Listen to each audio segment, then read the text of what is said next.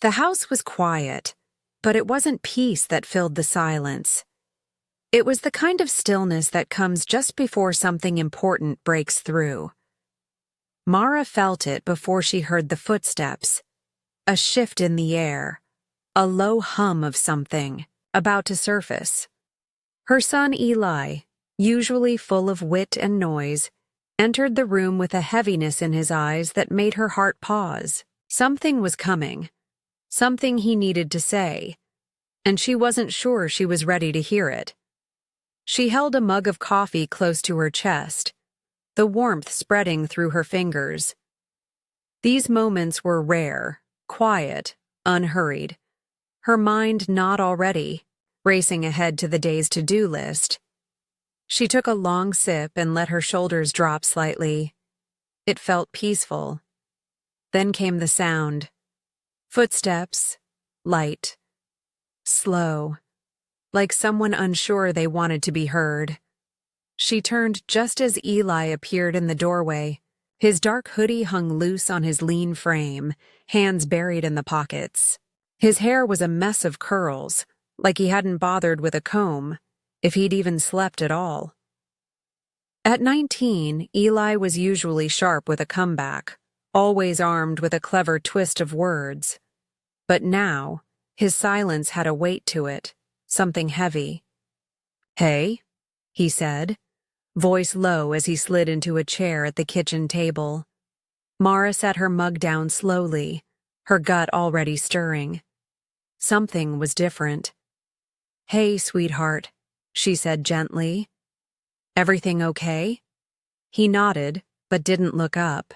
His gaze stayed, locked on the wood grain of the table, like it might offer answers. "Can we talk?" he asked after a pause. Just 4 words, but they carried a gravity that pulled at her chest. Her mind spun through possibilities. Was it school? His health? Had someone hurt him? She nodded and moved to sit across from him, brushing a strand of hair behind her ear. "Of course," she said. "Talk to me. What's going on?" He took a breath, long and shaky, still not meeting her eyes. "I've been thinking about something," he said slowly, "and I didn't know who else to talk to." Then he looked up, really looked, and what she saw in his face, uncertainty, fear, trust, tightened her throat. "You've always been the one I could count on," he said. Her heart broke a little, then stitched itself back together. "And you still can," she said, voice steady. "There's this girl," he said after a beat. "Her name's Arya." Mara leaned in slightly, her hands resting on the table. "She's amazing," Eli went on, cheeks tinged pink. "She's smart and kind, funny, like she sees things in people, and I really like her. But I've never been in anything real before, like serious, and I'm scared I'll mess it up." Mara let out the breath she'd been holding.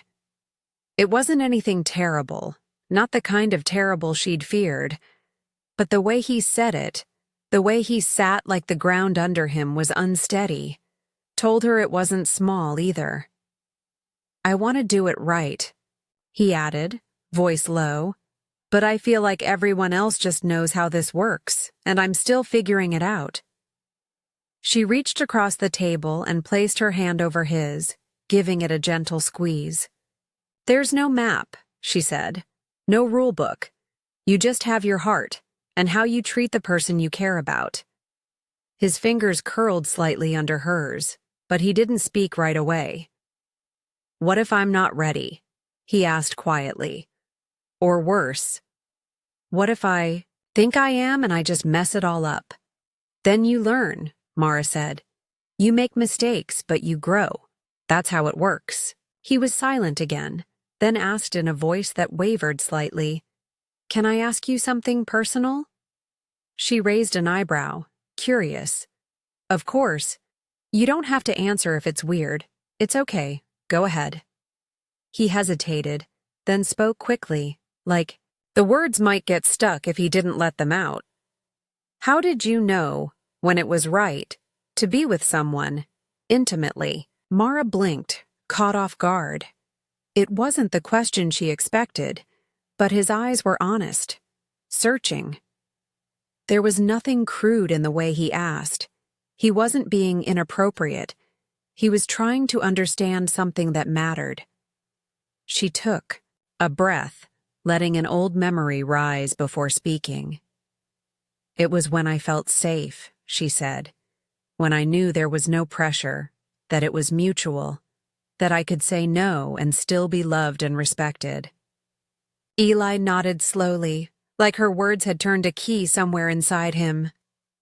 That makes sense, he murmured. I think I want to wait, not forever, just until it feels right.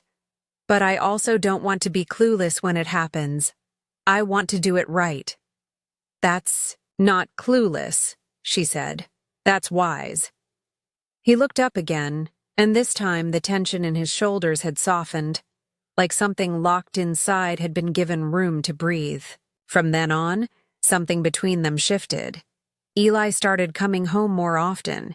He lingered at dinner, helped with dishes, asked about her day without needing to be asked.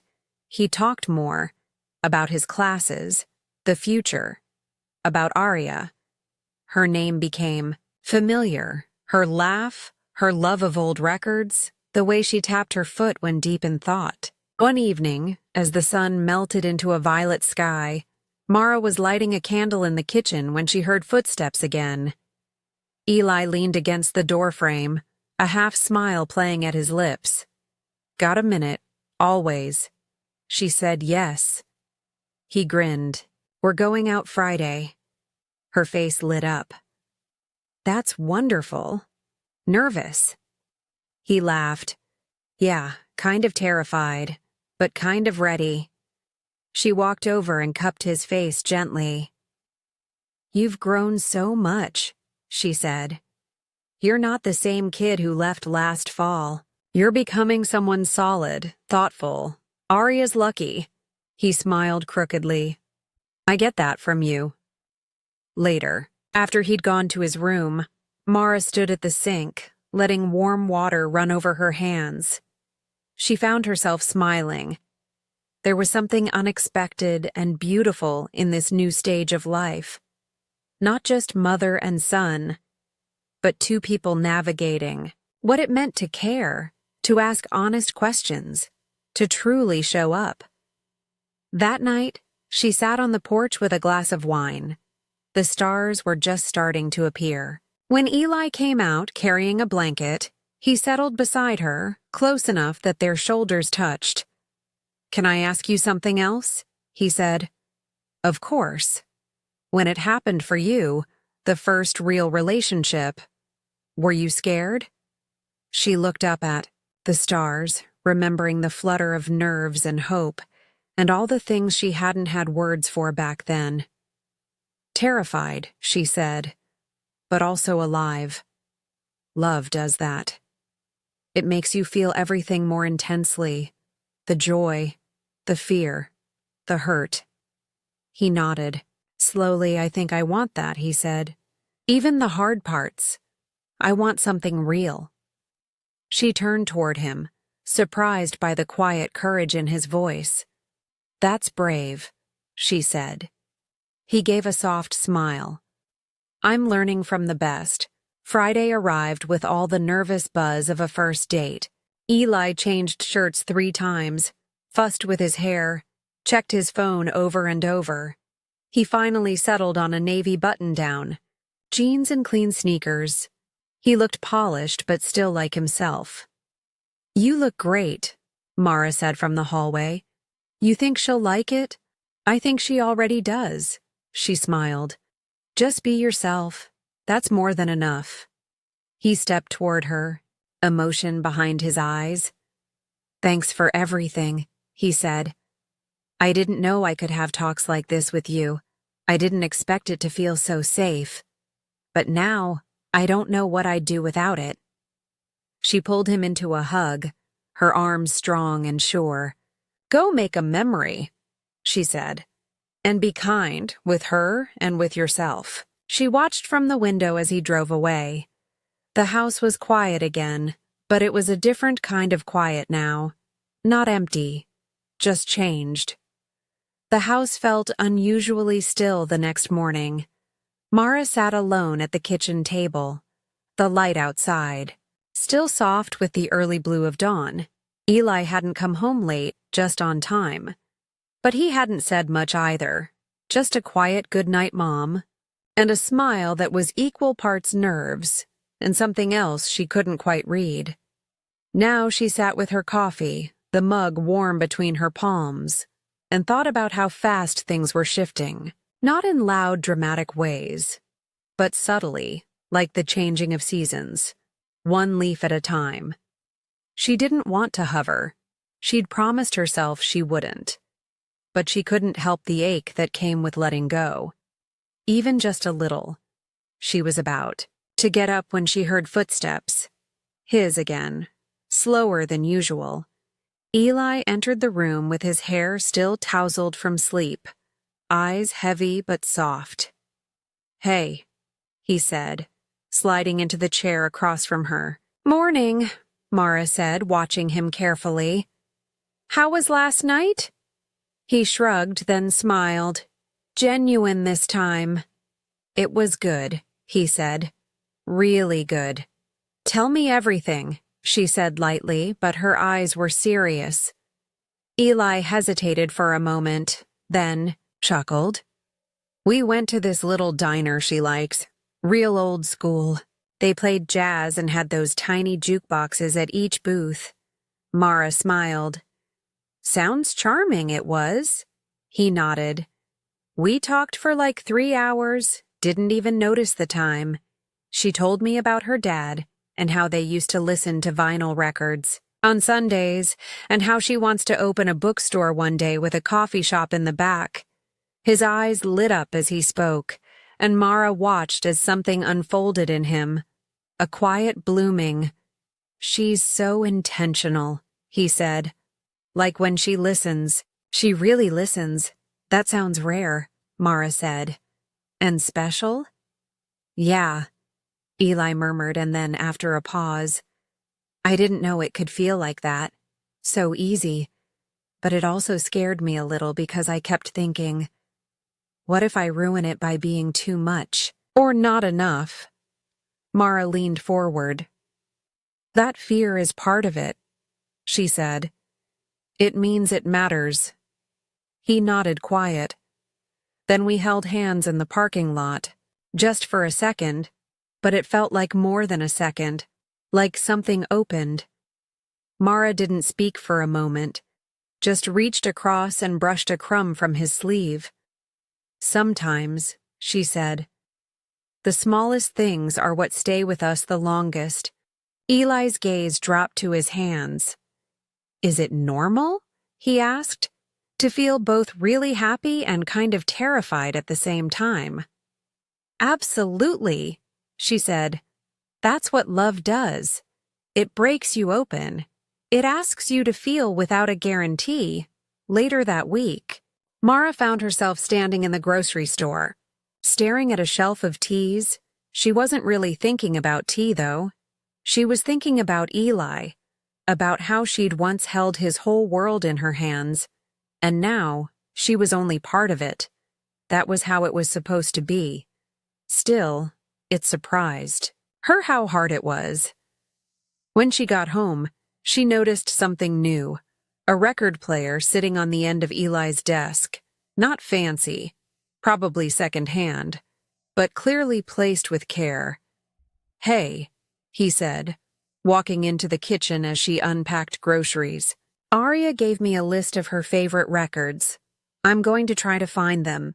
Mara smiled. "You really like her?" "Yeah," he said. Then quieter. "I think I'm falling." She turned slowly, her hand still resting on a bag of apples. "You don't have to say it back to anyone until it's real," she said gently.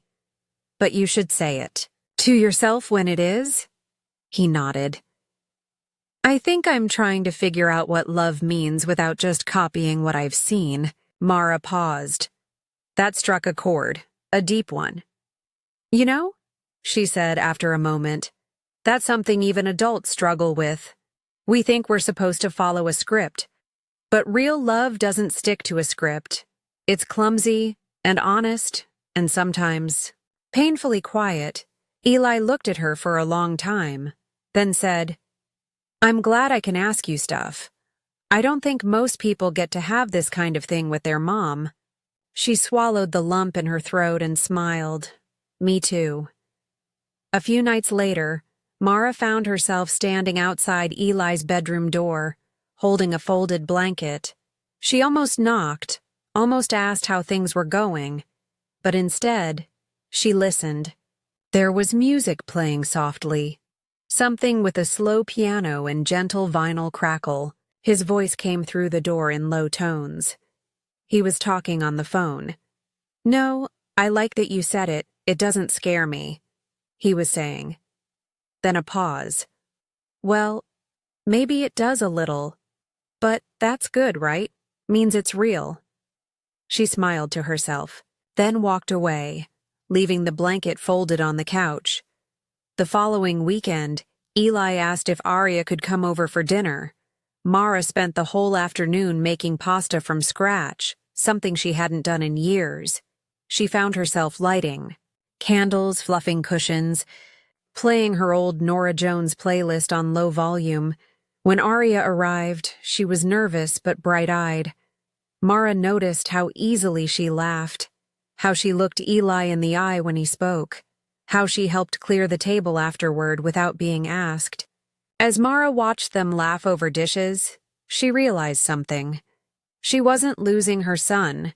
She was gaining someone he trusted with the parts of him she'd once been the only one to see. Later that night, after Arya had left and the house had gone quiet again, Eli sat beside her on the porch. She likes you, he said. I like her too. He was quiet for a while, then said, I used to think love would make me smaller, like I'd lose myself in it. And now I think the right love makes room. It doesn't trap you. It expands you. Mara turned to him, her eyes soft in the porch light. You're starting to understand something. It takes some people decades to learn. He gave a small, lopsided smile. I had a good teacher. They sat in silence for a while. The stars above them quiet witnesses. Somewhere in the house, the record player was still spinning, slow and steady. Mara leaned her head on his shoulder. Love, she thought, was not just something you felt, it was something you practiced, something you returned to, something you built moment by moment, even in silence, even in the quiet between. Have you ever had a moment like this, with a parent, a child, or someone you love deeply? Where silence said more than words, share your story in the comments. Let's talk about the quiet spaces, where love truly lives.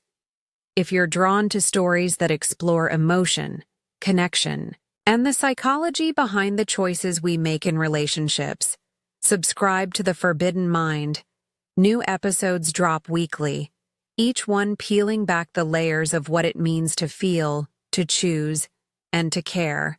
Don't forget to like, subscribe, and hit the bell so you never miss a moment of the journey, because the most important truths often live in the spaces we don't know how to name yet.